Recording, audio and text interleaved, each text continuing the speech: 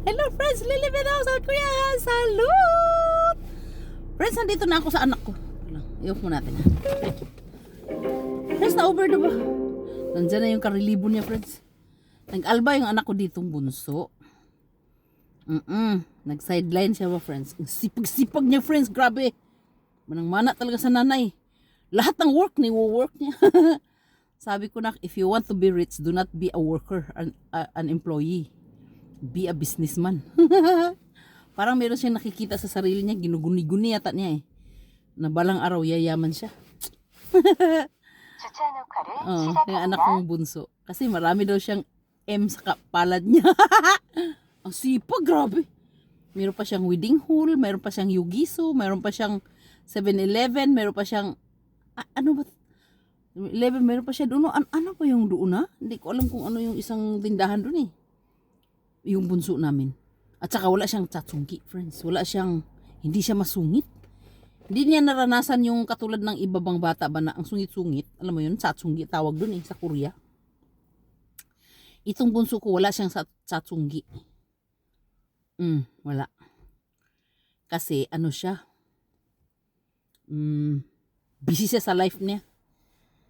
Marami siyang kaibigan, dinadala niya sa bahay. Yung sila natutulog sa taas.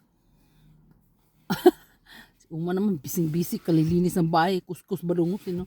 Pag may bisita talaga, friends, grabe. Kakaiba. Extraordinaryong linis. Anong tawag na doon? General cleaning.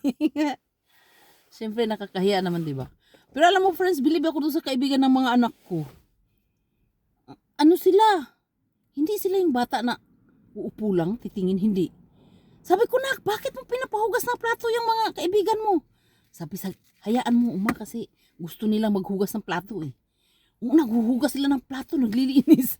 Pag kumakain sila doon, nililinis nila. High school na sila, no? Second year.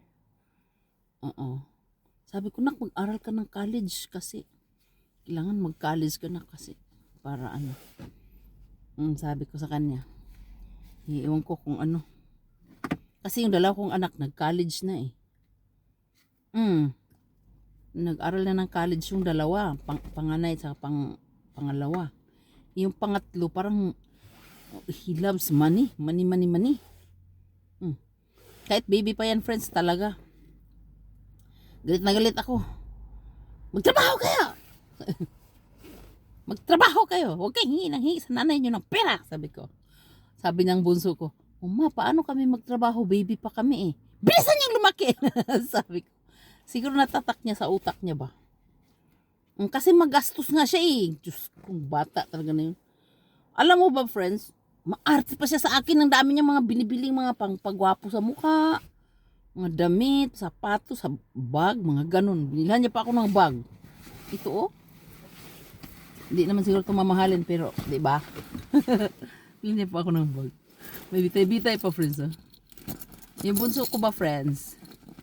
Hinilhan pa niya ako ng bag. Di ba, kahit hindi naman mahal, siyempre, galing sa anak mo eh, pinagtatrabahoan niya. Parang nakakatuwa, di ba, no? Alam mo na. Masaya lang ako, friends. Nandito yung ating damit ng ating fire station, friends, ha? Pang winter na to, friends, kasi yung dating nakalagay dito is, ano yun, pang spring. Pang autumn, ganun. Wala pa lang South Korea dito, no? Ito lang, oh. Kakatuwa to, friends, no? Parang damit ng pulis. Alam mo what, friends, nung nabangga ako, nung nadisgrasya ako sa car ko, yung dati kong car Santa Fe, ito ang suot ko kasi meeting nga namin yun.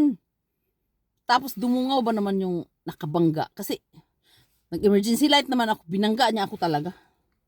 Kasi may naghinto sa harapan ko. Siyempre, maghinto ako. Nabangga yung likod ko. Ang laki-laki ng car ko sa likod. Miyanggia! Umayo gisa! Ang pagdungaw niya, friends, pa akala niya, pulis ako eh. Ito suot ko. Ang gwapo niya, friends, grabe. Teka lang. Igo.